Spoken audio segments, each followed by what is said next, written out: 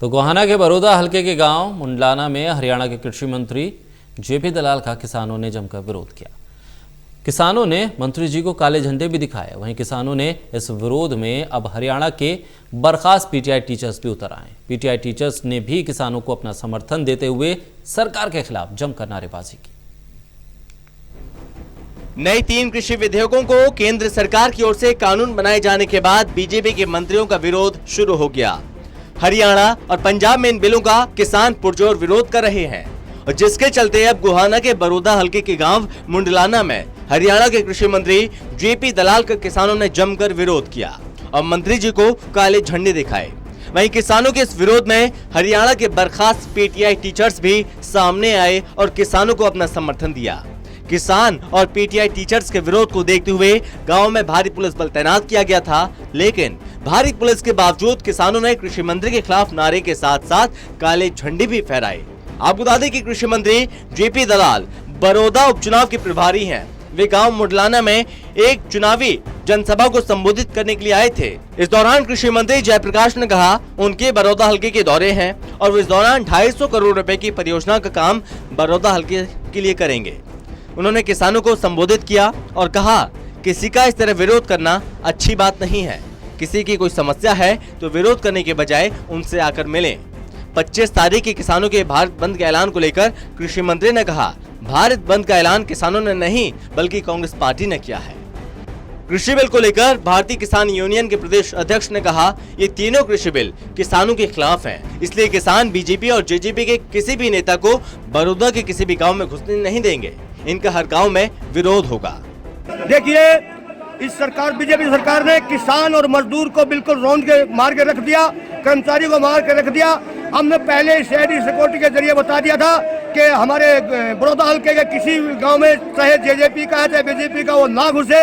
ये लोग जबरदस्ती आए तो ये गांव वालों का विरोध कर रहे हैं और इन प्रशासन ने इन लोगों में हमारी महिला देवियों के साथ दुर्व्यवहार भी किया। हम इसकी बात की निंदा करते हैं और हम चेतावनी देना चाहते हैं, कल से हम पूरे बरोदा हल्के गांव में बोर्ड लगा देंगे। जेजेपी और बीजेपी के नेताओं का गांव में एंट्री बंद है। अगर फिर भी ये गांव में जबरदस्ती घुसते हैं तो इन लोगों की स्वयं जिम्मेवारी होगी। बिल्कुल, हमने काले झंडे भी दिखाए हैं, 1 घंटा वहां रोक के भी रखा है और अब एक चौपाड़ में इसके 2 दरवाजे हैं, एक दरवाजा इन लोगों ने बंद कर लिया है और चोरी छुप के उस दरवाजे से बाहर निकल के जाएंगे। अगले गाँव में भी होगा, अगले गाँव में भी होगा, हर जगह विरोध होगा। इस बारे में बर्खास्त पीटीआई टीचर्स ने कहा जिस प्रकार से किसान विरोधी सरकार कृषि में 3 बिल लेकर आई उसके खिलाफ वो किसानों के साथ बीजेपी के नेताओं का विरोध करेंगे। इस सरकार ने 1983 पीटीआई टीचर्स को बर्खास्त किया। ये सरकार जन विरोधी है और पीटीआई टीचर्स ने क्या कहा आप वो भी सुनिए। मैं कहना चाहती हूँ आज मुंडलाना गाँव में जेपी दलाल आया था, इसका घेराव किया पीटीआई और किसानों ने काली चुन्नी उनका दिखाई, गांव में उनका विरोध किया।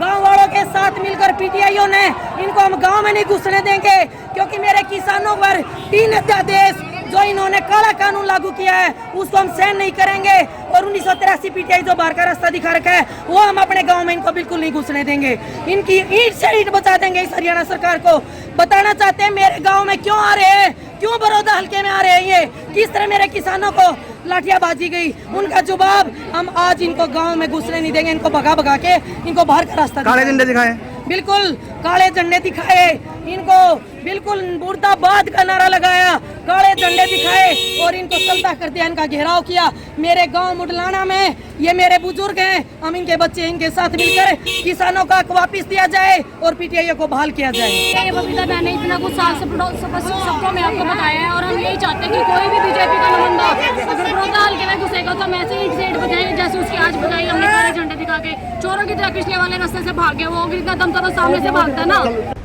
एक तरफ जहां किसान कृषि बिल के विरोध में खड़े हैं तो वहीं सरकार के मंत्री कांग्रेस पर किसानों को भड़काने का आरोप लगा रहे हैं।